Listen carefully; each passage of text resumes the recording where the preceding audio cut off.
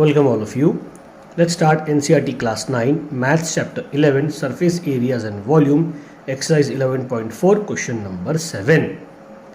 इसमें दिया है find the volume of a sphere whose surface area is 154 centimetre square. हमें एक स्फीयर का वॉल्यूम निकालना है. किस स्फीयर का? जिसका सरफेस एरिया 154 सेंटीमीटर स्क्वायर है. तो जो दिया है पहले लिख लो, सरफेस एरिया ऑफ स्फीयर वो है 154 सेंटीमीटर स्क्वायर. अब देखो हमें वॉल्यूम निकालना है, तो वॉल्यूम का फॉर्मूला क्या होता है? वॉल्यूम का फॉर्मूला होगा 4/3 पाई आर क्यूब. तो पाई की वैल्यू तो हमें पता है 20/7 होगा, लेकिन आर हमें नहीं पता. तो हमें सरफेस एरिया दिया है, हम सरफेस एरिया के फॉर्मूले से पहले हम आर निकाल लेंगे. तो सरफेस एरिया ऑफ स्फीयर वो होगा स्फीयर है ना, तो वो होगा 4 पाई आर स्क्वायर. तो सरफेस एरिया की वैल्यू दी गई, तो उसकी जगह वही लिख लो 154. फॉर्मूला है 4 पाई होगा 22/7 इंटू आर का स्क्वायर. ठीक है, तो आर निकाला तो आर स्क्वायर को वहीं छोड़ दो, बाकी सबको यहाँ लेके आ जाओ. तो जो वहाँ पर मल्टीप्लाई में था वो डिवाइड में आ जाएगा, जो डिवाइड में था वो मल्टीप्लाई में चला जाएगा. तो ये 4 इंटू 22 अपॉन में आएगा, यहाँ पर आएगा आपका आर स्क्वायर. जो कटता है उसको काट लो. 2 11 जा और 2 7 जा 14 बचा 1, 2 7 जा 14, 11 1 जा 11 7 जा. तो अब देखिए 7 इंटू 7 और 4, यहाँ पर 4 ही मतलब 4 क्या 2 का स्क्वायर, ये होगा 2 इंटू 2. तो हमें यह आर स्क्वायर दिया, हमको आर निकालना है, तो उसको ऐसे रहना, उसको मल्टीप्लाई मत करो. 7 इंटू 7 अपॉन 4 को स्प्लिट करो 2 इंटू 2, ये हो गया आपका आर स्क्वायर. हम क्या करेंगे, taking square root both side, तो स्क्वायर से रूट कट जाएगा, ये हो जाएगा आर. और ये 7 इंटू 7 मतलब कि बाहर आएगा सिर्फ 7 और 2 इंटू 2 बाहर आएगा सिर्फ 2. 7/2 सेंटीमीटर, ये हमें मिल गया हमारा आर. अब हम निकालेंगे हमारा वॉल्यूम. तो वॉल्यूम ऑफ स्फीयर का फॉर्मूला होता है 4/3 पाई आर क्यूब. 4/3 22/7 पाई की वैल्यू. आर हमारे पास में क्या है 7/2 इंटू 7/2 इंटू 7/2. 7 से 7 कट जाएगा, 2 1 जा 2 11 जा. अब देखिए ये 2 2 से मल्टीप्लाई करोगे तो हो जाएगा 2 2 जा 4, तो 4 1 जा और ये 4 1 जा कट गया. अब नीचे बचा सिर्फ 3, ऊपर कुछ कटने वाला नहीं है 3 से. तो 11 इंटू 49, 7 7 जा 49 अपॉन में 3. तो हम 49 को 11 से मल्टीप्लाई करेंगे. टिक आपको मैं कई बार बता चुका हूँ, शिफ्ट कर लिखो उसके लेफ्ट साइड में. 9 13 बच्चा कैरी नंबर हो रही है 5. तो 539 अपॉन 3, इसको हम डिवाइड करेंगे. 539 को 3 से, 3 1 जा 3 बचा 2, ये 3 नीचे आएगा. 3 7 जा 21, 2 बचा 9 नीचे आएगा. 3 9 जा 27 बचा 2. तो अब अगर आप पॉइंट लेंगे भी ना, तो ये पॉइंट लेंगे तो 20 बन जाएगा. फिर 6 3 जा 80 रहेगा, तो 6 आपका रिपीट होता रहेगा. तो उसको ऐसा मतलब उसको लिखो इंटीजर फॉर्म में. 117 आपका क्वेश्चन यह आएगा. रिमाइंडर को हम यहाँ लिखते हैं और इस डिवाइजर को हम यहाँ लिखते हैं. तो 179 इंटीजर 2/3 सेंटीमीटर क्यूब, क्योंकि ये क्या है, ये एक वॉल्यूम है. ये हो गया हमारा क्वेश्चन नंबर 7 सॉल्व. अब आइए क्वेश्चन नंबर 8 की तरफ. यहाँ दिया है a dome of a building is in the form of a hemisphere. ठीक है, एक बिल्डिंग का डोम, ऊपर का जो डोम आता ना, वो हेमीस्फीयर के फॉर्म में है. From inside it was whitewashed at the cost of rupees 4,989.60. Okay, if the cost of whitewashing is rupees 20 per meter square, find the inside surface area of dome and volume of air inside dome. ठीक है, तो देखिए हमें निकाला पहले inside surface area. तो हमें पहले क्या लगेगा, पहले हमें उसके लिए आर लगेगा, है ना. Inside surface area of dome, surface area को आर लगेगा. लेकिन आर के लिए हम क्या करेंगे, तो अगर आप गौर से देखो ना, तो ये हमें आर की फ़िलहाल आर हम बाद में निकालेंगे. पहले हमको डायरेक्टली यहाँ एरिया मिला हुआ दिया सीधा. ऑलरेडी हमको एरिया मिल सकता है. कैसे, देखो पहले हमें क्या दिया उसने, इसका जो खर्चा है वाइट वॉश का कितना है 4,989.60, है ना. तो हम लिखेंगे total cost of white washed. White wash कितना है ₹4989.60 है ना। और उसका जो रेट लगाया था, जो रेट था, रेट ऑफ वाइट वॉश, हाँ, यानी भाव क्या तय हुआ था, वो चीज़, कॉस्ट अलग है भाव अलग होता है, तो वो तय हुआ था ₹20 पर मीटर स्क्वायर। 1 मीटर स्क्वायर का खर्चा कितना है, इतना 20 रुपीज़। और हमें पता चल हुआ कि टोटल खर्चा कितना है, वो इतना है।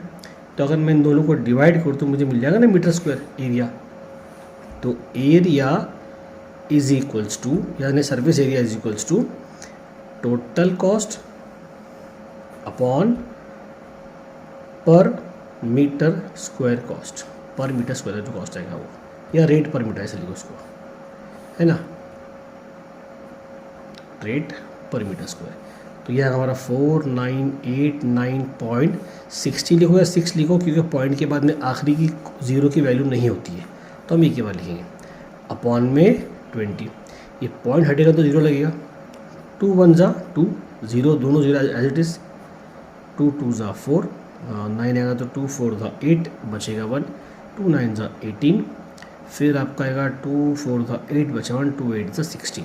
तो देखिए 24948 अपॉन 100, तो 2 ज़ीरो हटेगी तो 2 पॉइंट यहाँ लगेगा, यहाँ इस तरफ से। तो हमारा जो सरफेस एरिया आएगा डोम का, तो डोम हेमिस्फीयर है, तो वो आएगा 249.48 मीटर स्क्वायर। हमें सरफेस एरिया मिल चुका है। ठीक है, हमें क्या निकालना, हमें निकालना है वॉल्यूम इनसाइड देयर। तो वॉल्यूम के लिए हमें पहले आर निकालना पड़ेगा। अब हमें आर की ज़रूरत पड़ेगी, हालांकि हमारा एक क्वेश्चन सॉल्व हो चुका है, लेकिन हमें आर चाहिए वॉल्यूम निकालने के लिए। तो इसी फॉर्मूले से इसी वैल्यू से हम आर निकालेंगे। ये सरफेस एरिया की वैल्यू है, तो सरफेस एरिया ऑफ हेमीस्फीयर, उसका फॉर्मूला आता है 2 पाई आर स्क्वायर, है ना। तो इसकी वैल्यू है 249.48 is equals to 2 into 22/7 into r का स्क्वायर। तो इसको वहाँ डाल देंगे हम, 249.48 मल्टीप्लाई बाय 7 अपॉन, इसको मल्टीप्लाई हो जाएंगे 44 मल्टीप्लाई करके, is equals to r square. Point हटाएंगे 2 ज़ीरो यहाँ पर आ जाएगी, है ना। अभी 11 से कट सकता है, उसको 11 से काटते हैं पहले, या पहले 4 से काट लो। 4 11 ज़ा 2 ज़ीरो एज इट इज़, 4 6 ज़ा 24, 9 है तो 4 2 ज़ा 8, बचा 1, 4 3 ज़ा 12, बचा 2, 4 7 ज़ा 28। यहाँ पर आएंगे अभी इस तरफ, तो आर स्क्वायर यहाँ रहेगा। तो अब देखिए 6237 मल्टीप्लाई बाई 7 अपॉन क्या है 1100। तो 11 1 ज़ा 0 एज इट इज़, 11 5 ज़ा होगा 55, है ना। 62 में 55 जाएगा तो बचेगा 7, ये बन जाएगा 73। 70 तो नहीं आता, 11 6 जाऊँगा 66, 73 में से 66 किया बचा 7, ये बन गया 77। 11 7 ज़ा 77, है ना। अब अगर हमको देखिए, हमें आर स्क्वायर, हमें आर चाहिए ना, तो क्या करो, इसको अगर मल्टीप्लाई मैं करूँगा वैसे भी, तो मल्टीप्लाई करने के बाद में एक परफेक्ट स्क्वायर बन जाएगा। तो बनाने से बेहतर क्या करो, ये 7 है तो इसके अंदर 7 ऑलरेडी शामिल है, 7 का मल्टीपल ही है, इसको 7 से डिवाइड करो। देखो 5 6 7 अपॉन 7, 7 8 56, 7 1 7, तो 81 इंटू 7, और ये वाला मल्टीप्लाई का 7 एज इट इज़, उसके अपन में क्या आएगा हमारा 100। Taking square root both side, square से रूट कैंसिल, बचा यहाँ पर आर। 81 9 का स्क्वायर है, 9 बाहर निकाल लो, ये दोनों 7 मिला करके एक 7 बाहर आएगा, और इस 100 का 10 बाहर आएगा। तो 9 7 63 अपॉन 10, तो 0 हटेगा तो पढ़ लेगा, तो 6.3 मीटर, ये मिल गया हमें हमारा आर। अब निकालेंगे हम हमारा volume, volume of a hemisphere. याद रखना ये एक डोम है, स्फीयर कहीं लग गया, तो 2/3 पाई आर क्यूब, ठीक है। तो 2/3 पाई आएगा 22/7, आर कितना हमारे पास में 6.3 multiply by 6.3 multiply by 6.3, point हटाओ अपॉन में 0, ये पॉइंट अपॉन में 1 0, ये पॉइंट अपॉन में 1 0, 7 1 7, 7 9 63, 3 1 3, 3 3 9। ओके, तो अब देखिएगा हम क्या करते हैं, हम 3 2 6 है ना, और 6 इंटू 22, तो यही कर लेंगे सॉल्व को हम। 22 को 6 से करो, 6 2 12, क्या करोगे 6 2 30, 132 मल्टीप्लाई बाय, अब हमें निकालना पड़ेगा 63 का स्क्वायर। तो 63 का स्क्वायर आएगा 3969, 3969 अपॉन ये 100 देंगे, 1000 देंगे, 10 इंटू 10 इंटू 10, ठीक है। अब जब इस पूरे नंबर को जो हम मल्टीप्लाई करेंगे 130 यानी 3969 को मल्टीप्लाई करना है 132 से, तो मल्टीप्लाई करना आपका आंसर आएगा 523,908 अपॉन में है 1000। तो इसमें कर सकते हैं हम कि 3 जीरो हटेंगे तो यहाँ पर 3 पॉइंट लग जाएंगे। तो ये आंसर भी आपका सही है मीटर क्यूब में। आपकी बुक में क्या किया है, उसने उन्होंने इन दो नंबर को स्किप कर दिया है। तो 523.9 मीटर क्यूब ये रहेगा उस डोम के अंदर का वॉल्यूम, उसमें इतनी एयर उसमें आ सकती है। तो आई होप ये क्वेश्चन आपको समझ में आया होगा। अब आइए क्वेश्चन नंबर 9 की तरफ। यहाँ पर हमें दिया गया है 27 solid iron spheres each of radius r and surface area s are melted to form a sphere with surface area s dash. Find the radius r dash of the new sphere, और दूसरा ratio of s and s dash। ठीक है, तो देखिए 27 solid iron sphere ये हमको दिए गए। तो देखो हम क्या करेंगे, हम दोस्तों में इसको बांट के हमारा सॉल्व करेंगे। पहले हम बात करेंगे स्मॉल स्फीयर्स की। स्मॉल, यहाँ सिर्फ स्फीयर की बात चलेगी इस तरफ। तो कितने हैं वो है 27 नंबर ही है 27। उसका रेडियस कितना बोला उसने में, तो रेडियस है उसका r स्मॉल वाला, और उसका जो सरफेस एरिया है वो है कैपिटल का S, ये उसने हमको बोला है। ठीक है, अब ये तो हो गया स्मॉल स्फीयर्स की बात। अब आएंगे बिग स्फीयर के ऊपर, क्योंकि एक ही स्फीयर बन रहा है यहाँ पर, एक ही बड़ा गोला बन रहा है बिग स्फीयर। तो उसका सरफेस एरिया हमको दिया गया है S डैश, उसका रेडियस हमको दिया गया है R डैश, और उसकी वैल्यू हमको बताना है कि कितना आ सकता है सॉल्व करने के बाद में। और हमें एक बात और पूछी गई है रेशो, तो रेशो हमको निकालना है किसका, S/S डैश का। तो ये हम निकालेंगे आगे।